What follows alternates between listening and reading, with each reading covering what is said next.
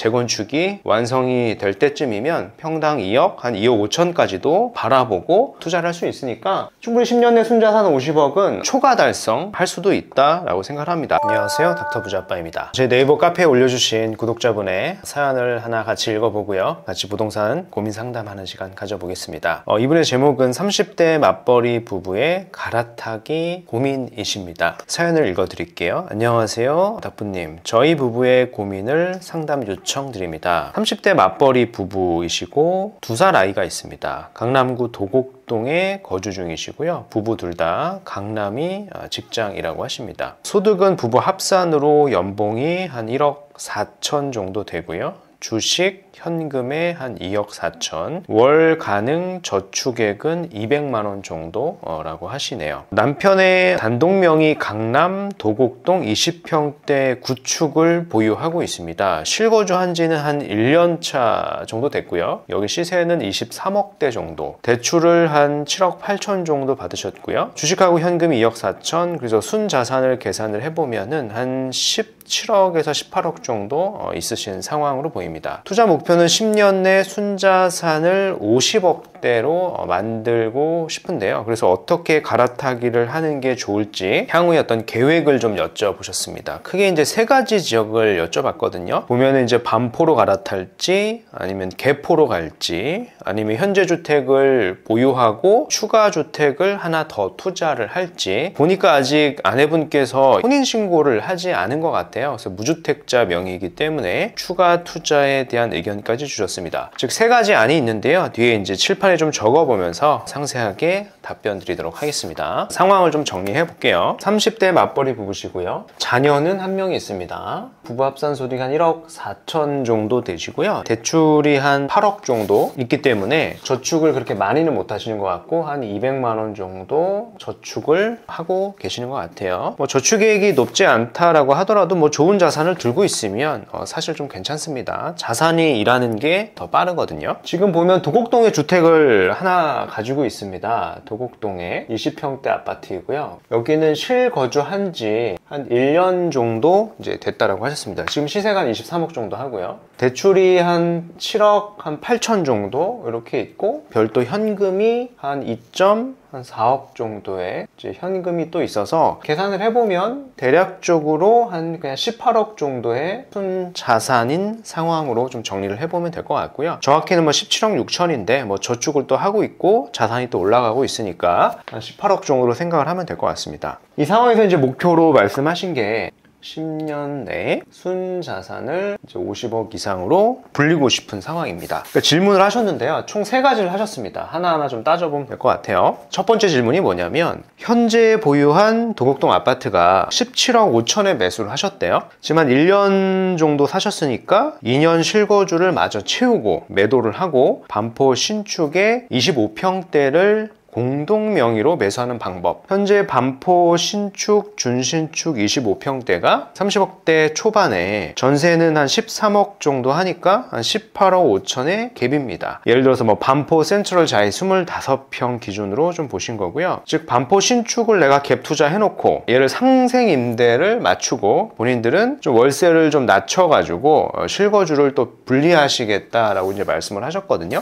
이 내용을 좀 정리를 해보면은, 지금 도곡동의 아파트가 있잖아요. 지금 1년밖에는 살지 않았으니까 한 1년 후에 매도를 할 수 있겠죠. 2년 정도는 이제 보유를 해야 되니까 그때 이제 매도를 하고 반포에 신축을 가는데 25평을 보신 거예요. 그래서 여기를 갭 투자해놓고 상생 임대를 맞추겠다라고 하셨고요. 본인들께서는 이제 월세로 이제 거주하려고 하시는 계획이신 것 같은데요. 여기에 대한 저의 답변은 뭐냐면, 일단은 도곡동이 1년 뒤에 올라가는 시세보다, 즉 1년 후에 보면은요, 반포의 시세가 더 많이 올라갈 수 있을 것 같아요. 그래서 갈아타기가 매끄럽지는 않을 수가 있다. 그러니까 도곡동보다는 반포가 더 많이 더 가파르게 오를 것 같거든요. 그리고 이제 상생임대 조건을 맞추겠다라고 하셨는데, 상생임대가 지금 보면은 26년까지거든요. 그래서 이게 추가적으로 뭐 28년, 30년까지 연장 여부는 아직 불투명합니다.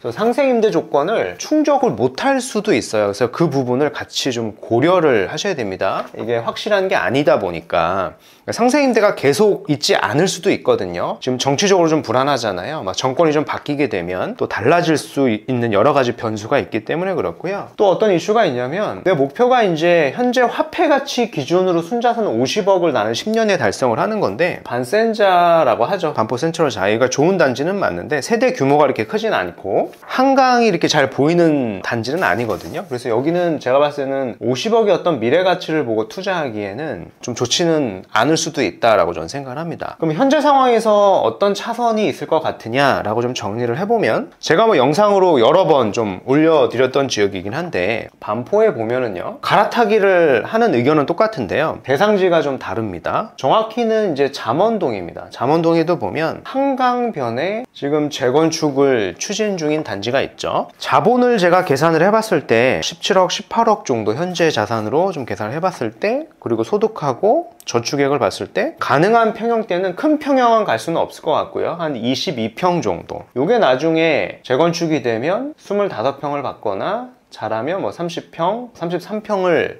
신청해서 이제 받을 수가 있을 거거든요. 여기를 보시는 게 좋죠. 근데 단 여기는 토지거래 허가 구역이거든요. 그래서 실거주를 이제 같이 염두에 두셔야 됩니다. 즉 이제 내가 10년 내 순자산 50억을 만들려고 하면은 반포 중에서도 최소 한강변 지역을 가야 돼요. 한강변의 재건축 지역을 가야지만 나의 자산이 50억 이상 갈 수 있다라고 생각을 합니다. 전 미래 시점에 이제 평당 한 2억이 좀 넘어갈 수 있다라고 생각을 하거든요. 재건축이 완성이 될 때쯤이면 평당 2억, 한 2억 5천까지도 바라보고 투자를 할 수 있으니까 충분히 10년 내 순자산 50억은 달성 혹은 초과 달성 할 수도 있다라고 생각을 합니다. 한 요런 대상지를 가셔야 되겠죠. 한강변의 재건축 단지를 말씀드렸습니다. 두 번째 질문을 하셨는데요. 두 번째 질문에 대한 답변도 좀 말씀드려 볼게요. 현재 보유한 아파트를 역시 2년 실거주 채우고요, 매도를 하고 개포 주공의 6, 7단지 재건축 30평대 갈 수 있는 물건을 공동 명의로 매수하고 철거 전까지 실거주하는 방법이라고 하셨습니다. 즉, 두 번째 질문이 뭐냐면, 역시 이제 도곡동을 똑같이 1년 후에 이제 실거주를 좀 더 더하고 매도를 하고 개포 주공에 지금 재건축을 추진 중에 있죠. 그 6, 7단지 30평형대를 공동 명의로 지금 갈아타기 한다라고 하셨는데, 여기에 대한 저의 답변은 뭐냐면, 개포 주공 6, 7단지보다 투자금 자체가 조금 비슷할 겁니다. 매매 금액이 같은 30평대면 개포보단 저는 대치동에도 보면 지금 통합으로 재건축을 추진 중인 단지가 있거든요. 여기도 30평대면 금액적으로 아주 큰 차이가 나지는 않아요. 그래서 여기를 추천드리는 거는 급지상 조금 더 우위에 있는 급지고요. 지금 여기가 토지거래 허가구역이잖아요. 상대적으로 개포보다는 더 저평가라고 생각을 합니다. 그래서 선택을 한다라고 하면 개포 주공보다는 대치동에 있는 통합 재건축 단지를 조금 더 우선해서 실거주로 좀 검토하시는 게 좋을 것 같고요. 단 여기는 목표로 하셨던 게 50억이 달성은 어려울 것 같고요. 한 40억 정도 시세로 보고 투자를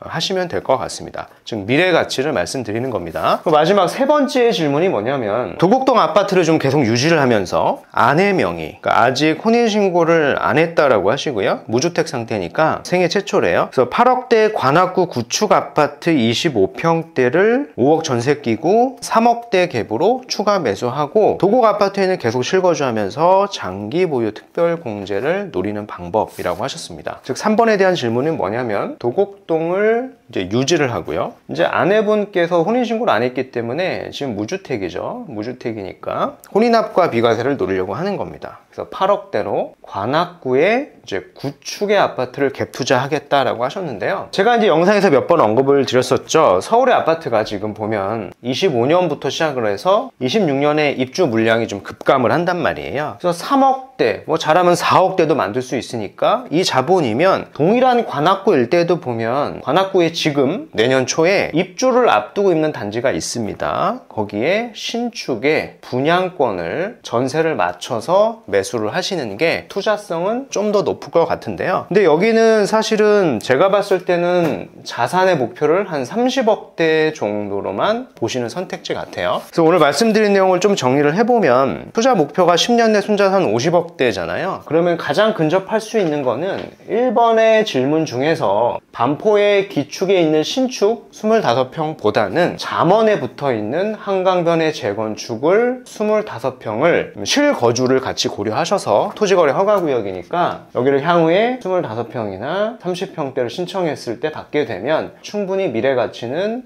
50억이 넘어갈 수 있는 지역이다 라고 정리해 드리겠습니다.